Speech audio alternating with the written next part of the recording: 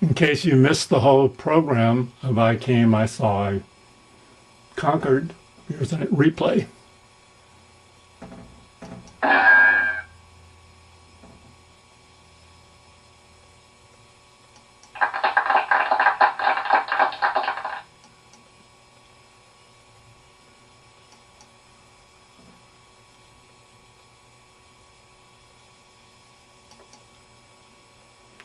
I know so much, I don't know where to begin.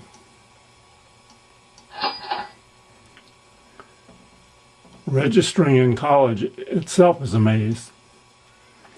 And similarly, a career is like pursuing a route through a maze. Like rats, we mouse through our daily mazes. Press 1 for teaching, press 2 for tenure, and so forth.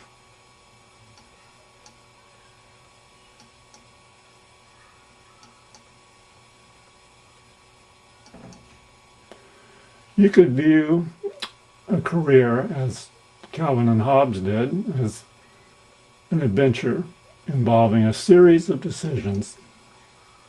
And each time you make one choice, it controls or limits your next choice. Consequently, we must choose wisely or else suffer. And occur concurrently. Choices that other people make at the same time, at the same place, also influence us. And so our choices are not so much choice points as they are turning points, the outcomes of which we cannot always foresee or control. If we are at least alert, we may be able to manage some control. Here's an example at point A of how the different colored lines represent the choices that other people make. So with that perspective, I want to talk about my own career in terms of 6 choice points illustrated by the white boxes. The first choice point was when I was an undergraduate at Berkeley, and there was a famous professor, Ben Underwood, who was a visiting professor. And he was impressed by my performance in his class, and he invited me to apply to Northwestern University, where he was a very influential person. This was totally unforeseen. I was not very optimistic of even getting into graduate school at that time. So the choice boiled down to whether I would go and accept his invitation to Northwestern, or maybe finish college and get a job. At the same time, I was affected by my family and whether I would be obligated to stay in California, and also at the same time another factor influencing my wanting to leave the area was a recent broken romance. So my second turning point was whether, after I finished at Northwestern, to accept a job at Long Beach State, which was being attractive in the sense that it was in California where my family was, even though they were in Northern California. And also a desire to leave Northwestern to avoid those ferocious Chicago winters. A third turning point after I came to Long Beach, and had been here a few years and had become disgruntled with the way the Long Beach environment was treating the psych department and my colleagues, such as John Garcia, the influential mentor who was my office mate for my first year as a faculty member. I had also at that time received a very attractive teaching position at York University in Toronto upon the recommendation of a friend in Kansas who had also been offered the position but recommended me as an alternative. On the other hand, I was torn to leave to go all the way to Toronto since my family was in San Francisco. After I'd spent 3 years in Toronto, and those winters were every bit as ferocious as those in Chicago, I had a choice to make. Should I go back to Long Beach, where which now seemed more attractive to me, and I was welcomed because I did not burn my bridges when I left. So I had friends there who wanted me to come back. So I had to choose between coming back to Long Beach or staying in Canada or going elsewhere. And also my family ties with my aging father and being a factor in my wanting to be back in California. Another major point was while I was at Long Beach, I received an invitation to be on the NIAAA alcoholism peer review committee in Washington, which evaluated alcoholism grant proposals, which was kind of a surprise invitation, but it was mainly through the influence of my chairman at York University, Mort Apley, who was very influential on this federal agency. And he thought that I was at the stage in my career where I could benefit from this opportunity. However, I was not feeling very comfortable with this offer, and I was afraid of failure. But at the same time, I did recognize it was an interesting opportunity, which I did eventually accept. And because of that experience, I came in contact with an anthropologist, Marlene de Rios, who had done some interesting work on drinking among Mexican Americans in Southern California.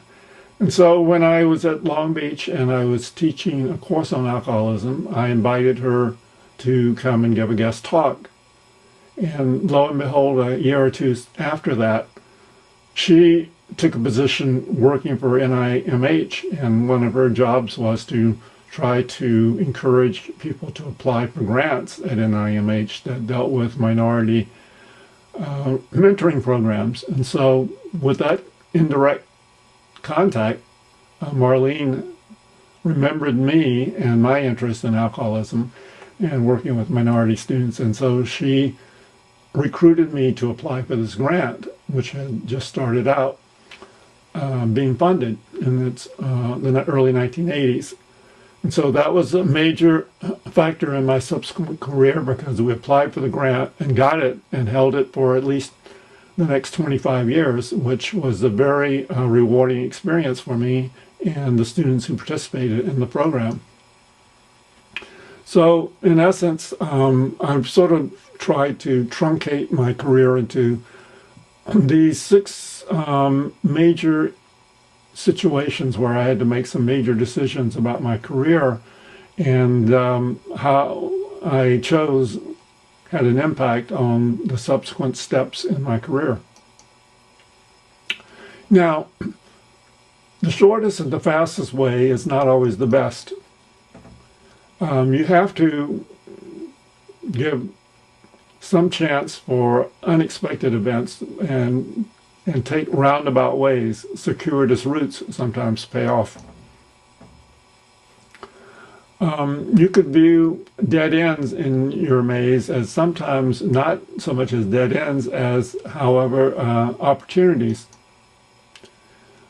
So it's important to, take your time and consider alternatives rather than taking the most direct career path. So I could play this game of what if If Marlene de Rios had not been at NIMH, then eventually there would have been no career opportunities in research or core program that I mentioned that we received for 25 years.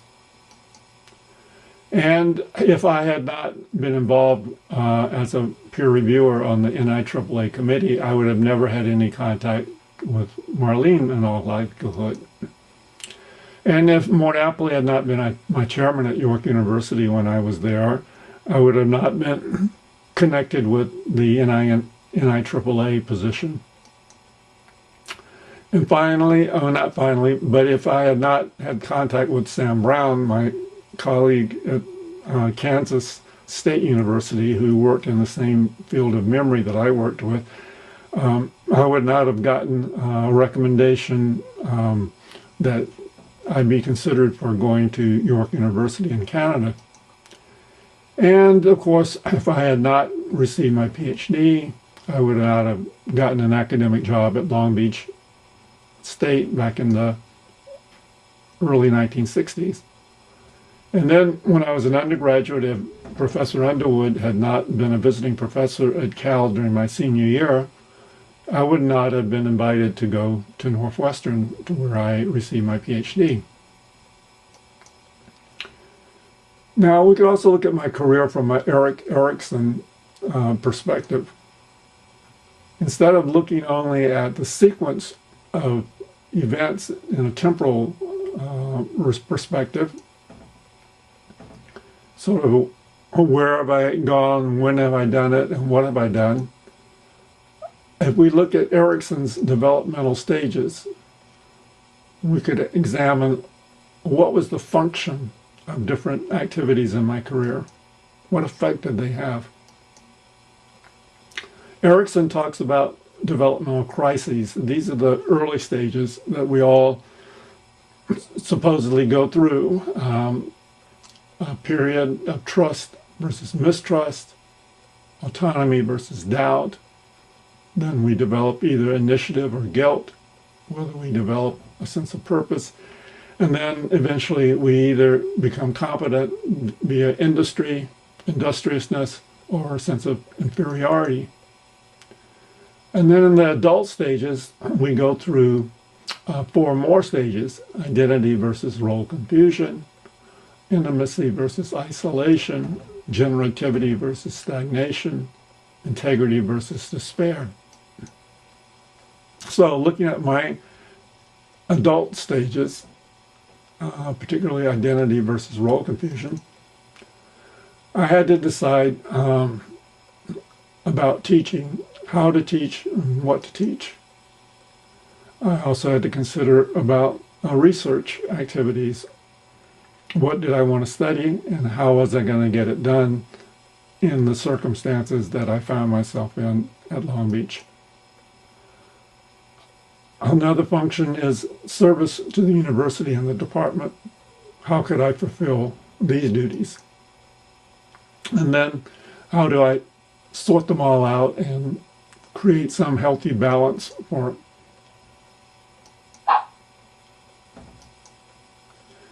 Teacher can be viewed as an expert, someone who knows everything and just basically pours the knowledge into the students.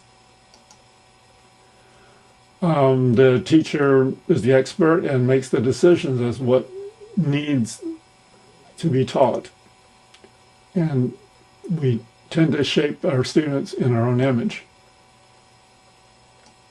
A contrasting model might be to view the teacher as a gardener, in which our function is to sort of provide the environment or the soil, nurture by feeding and watering the student, and of course doing a little weeding out. I don't know if that means flunking out students or just giving them a different direction.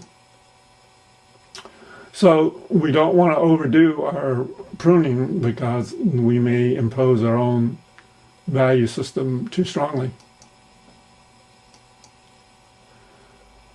Teaching can be viewed as an experimental activity, and trying different things not always using the same methods, but trying to find different ways to increase one's teaching skills and supply better methods for the students.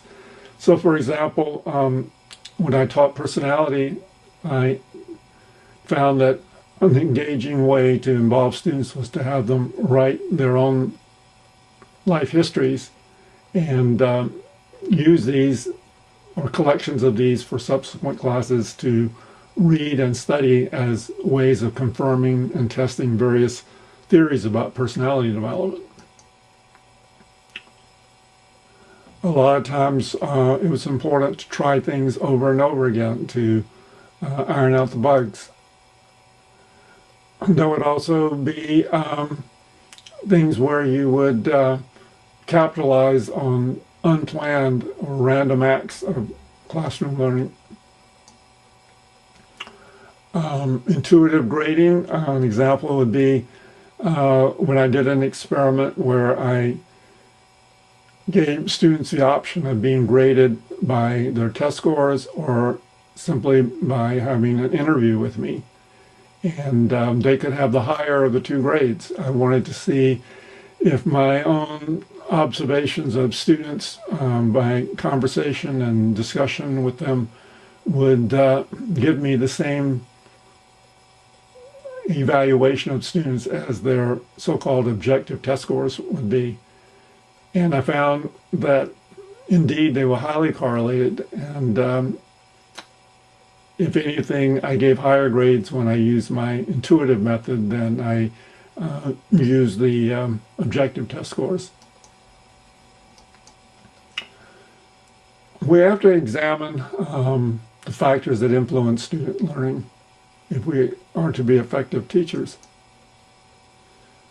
Certainly, their cognitive skills are important, but also their level of motivation and their incentives for learning, and also their emotional responses to the task of learning and the activities that are involved in learning.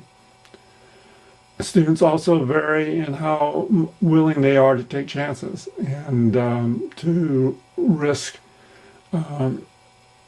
failure, or to whether they want to always take the certain easy way out. Grades obviously are important to students because they affect subsequent outcomes for them. Grades, however, can sometimes be overstressed and interfere with learning. If we teach the same way year after year and teach everyone the same way, as if we're producing widgets on the assembly line, we fail to recognize that not everyone is the same, that everyone has different needs, as this Dr. Seuss cartoon illustrates before he started into his later books. Teaching evaluations tend to have mixed consequences. We all need evaluation, we all need feedback, but sometimes they're the tail that wags the dog. I found that it was important to try to tie my research to my teaching, if at all possible. My mentor, Ben Underwood, had written in a book on psychological research that he felt that what he called an empirical integrator was something that was badly needed in the field. Someone needed to tie together things, to not only do research, but to look at the body of research and to try to integrate it and do some sorting out of the more important studies from the less important studies, or to look at different studies and identify where the contradictions existed, which might lead to further research, and to try to hypothesize what was responsible for why some findings seem to contradict each other. And in doing this evaluation and integration, one would hopefully be able to help identify gaps in the knowledge base. So here are two examples of how my career involved empirical integration. I wrote a book which was based on my doctoral studies in the area of memory, which I tried to synthesize and help identify what some of the issues were in that field. And at that point, I sort of lost interest in that research and started teaching courses on motivation. And even before 1980, before cognition became very popular in psychology, I was trying to look at a body of work on motivation from studies that emphasized cognitive rather than a strictly behavioristic approach. Later, I started having some second thoughts about how effective some of our research paradigms were. And in the 70s, there was a lot of interest in experimental bias, in the artificiality of experiments, and how characteristics of the experimental situation sometimes dictated how the subjects or participants would behave because they were looking for cues as to what was expected. There were also issues of how generalizable our results are, since most of our research is based on college students or on white rats. There was the idea that psychology is really a form of history, that what we are doing is not finding out general laws, but we're finding effects or phenomena that sometimes do not repeat themselves. They change because of findings in one generation leading to changes in behavior in a subsequent generation. And of course, there were ethical issues that with deception and other forms of behavior that raise questions about whether research participants were being treated fairly and honestly. So these led to two books which dealt more with methodology and started to reflect some of my misgivings about the field of psychology as it was practiced then. I also got engaged in administrative duties during the turbulent late 60s, early 70s, and became department chair, which is something I really resisted and was very uncomfortable doing. So in the spirit of the times, I made my own list of negotiable demands, hoping that I would therefore not be electable. Nonetheless, even though I insisted that we would abolish department meetings because they were counterproductive, I was still elected. And the system of minimal governance, despite my later misgivings, actually still survived many years after I was no longer chair. I also was involved with the Institutional Review Board when it first started, something that I felt was important, but I have since come to believe has been sort of become overly bureaucratic and actually kind of an institutional review barrier rather than a board.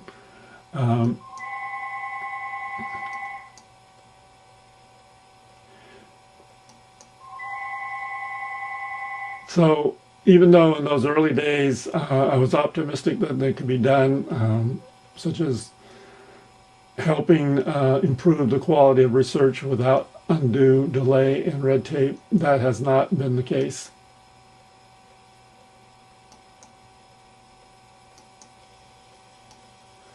Comes to the next stage of Erickson's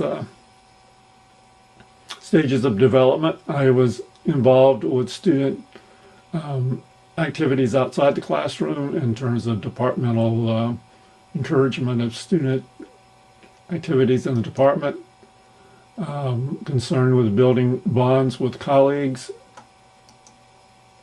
and helping develop a sense of community in the university. Now, all this work in one's career is important, but it can be rather deadly dull. Can the cat find his hat? Yes, he did.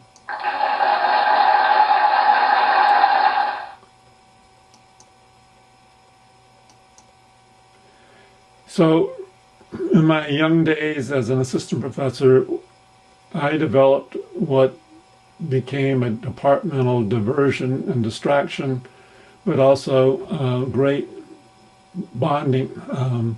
We created a table hockey tournament, and some of the mainly younger males became very competitive during their break time and would come, and we would play this hockey game, which became quite spirited and very competitive, but also a lot of fun. The humorist Richard Armour wrote about some of the ludicrousness that goes on in academia, where we become quite illogical when we deal with administrative things and very nitpicking about rules and regulations and so forth. So this is a picture of me in the upper right-hand corner, seated at a department meeting, which I found rather dull and boring and tedious, and probably was responsible for me subsequently, when I became chair a decade later, in eliminating department meetings with the approval of the department as a whole, rather than my autocratically doing so. And as part of our extracurricular fun, I created a department meeting parody. A faculty meeting of the psych department actually did not occur, but it was a tongue-in-cheek parody of a department meeting. And this department meeting was one that I had written some lines in for about a dozen faculty members who were quite vocal at department meetings and usually very serious about whatever the issue was. So I parodied this by writing the script, but not thinking that anyone would actually ever see it other than a couple of trusted friends. Unbeknownst to me, these trusted friends pirated my department meeting parody and held a surprise party where they invited virtually the entire department one Sunday evening to their home. And they recruited the spouses of the faculty who were lampooned in the skit to read the lines. And I cringed when I saw this was about to occur. But it turned out that this became a very unifying event. It was, I don't know if my colleagues had predicted this would happen, but it became such a sensation that I think it gave people a sense of perspective about how absurd some of their department meetings were. But in any case, that was my foray into writing, which unfortunately or fortunately led me to subsequently be recruited for writing dozens of other skits for retirements and promotions and whatever. In the university, the event of the decade, the farewell address of President Stephen Point.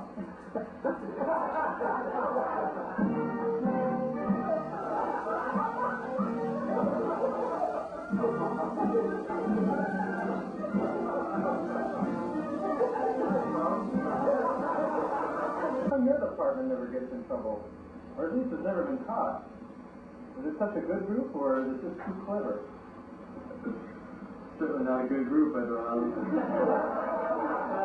Just between you and me, I'll let you in on a little secret here. Oh, we are an old face in psychology. Really? This is interesting. Tell me more. Well, I'm a man of few words, as I'm sure you know, and don't like to brag. But since you asked, I have to confess, we do have a secret weapon of sorts. And so nice to talk to you. This is Steve. Steve? I'm sorry, I'm not sure I know who you are. Well, I used to be president of the university. I used to be president of the university. Oh, what is the crime? What can I do for you? Well, my friends have persuaded me to run for Congress, to try and help get the nation, get its budget balanced, to build a sense of you were terrific, sort of a fawn hall of the psychology department. We politicians could always use a good document shredder. Well, that's why I just called to say, join my staff.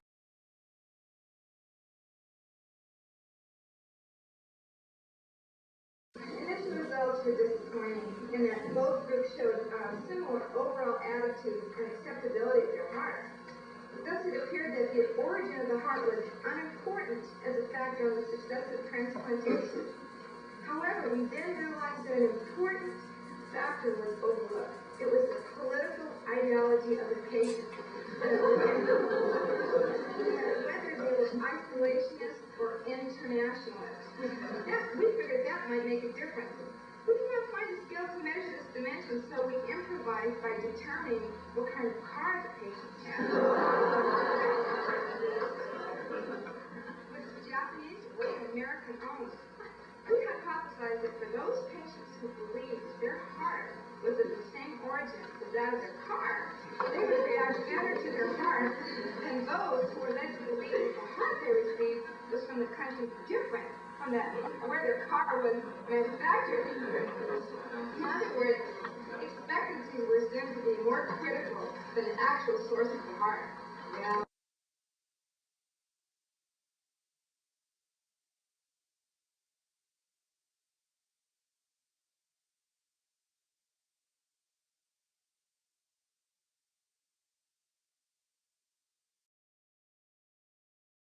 Ambiguity of the model is that it is unclear if lack of control must involve negative events in order to produce this learned helplessness, or could it possibly be the case that lack of control over positive outcomes might also create learned helplessness?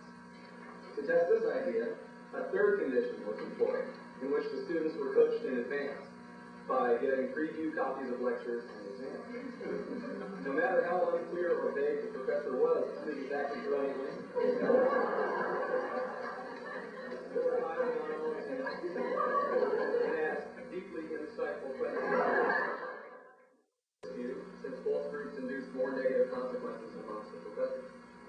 However, an alternative explanation, at least for professors who experience very successful students, is the view that since most professors are sadistic and like to see students suffer, this positive outcome condition induced a state of frustration rather than a A forthcoming study will examine the effects of using a group of masochistic students with sadistic instruction. Creativity versus stagnation. It was important as I got older to mentor the new younger faculty. With the core program, I was able to mentor a number of undergraduate students, many of whom went on to grad school, and quite a few ended up with PhDs. The last count over 25. And probably most importantly, being the advisor to the Psych-I, also advisor to another student organization, PSA, Psych Students Association, formed a Student Alcohol Awareness Center, which was important for students who were interested in these issues.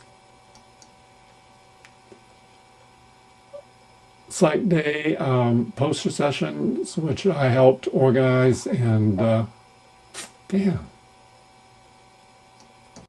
redefining my own self in terms of my career goals. with the minority mentoring through the NIMH-funded core program, which, as I noted before, we had for over 25 years, and also a high school level equivalent program that we had for about a dozen years.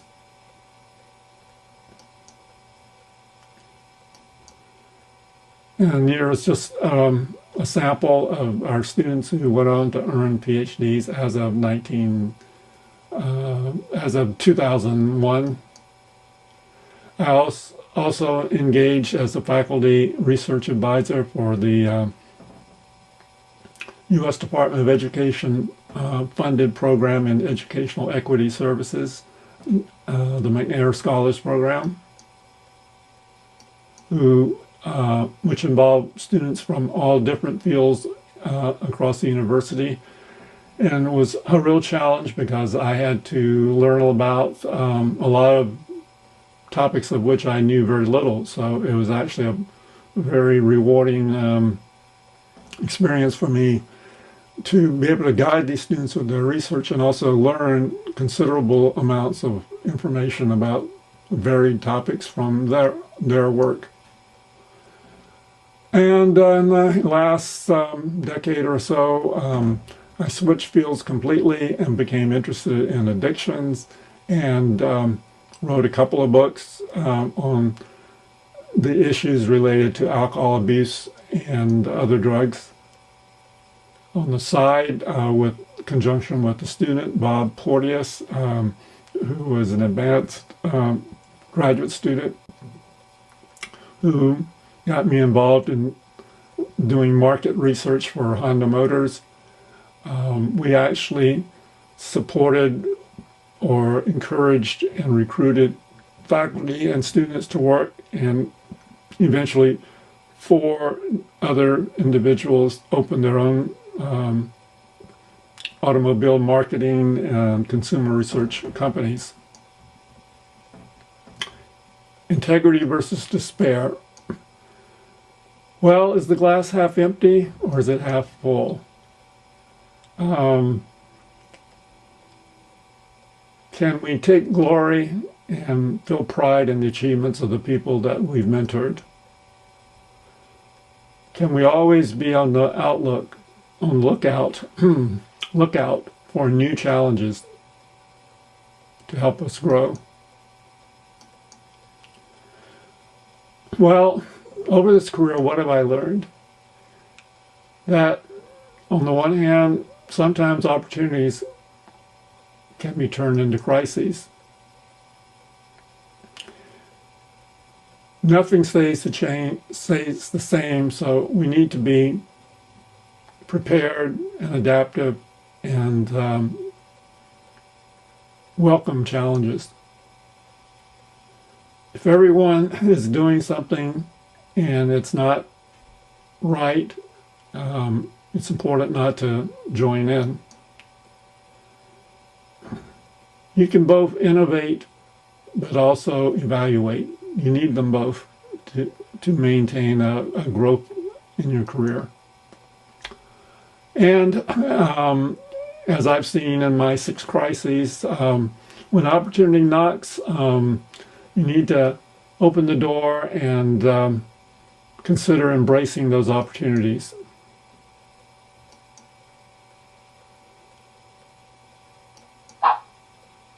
And I guess I really don't know where to end, but I think this is as good a place as any. And in the words of the famous psychologist E.C. Tolman, in the end, the only surefire criterion is to have fun. And I can echo his sentiment. My career has been full of a lot of fun.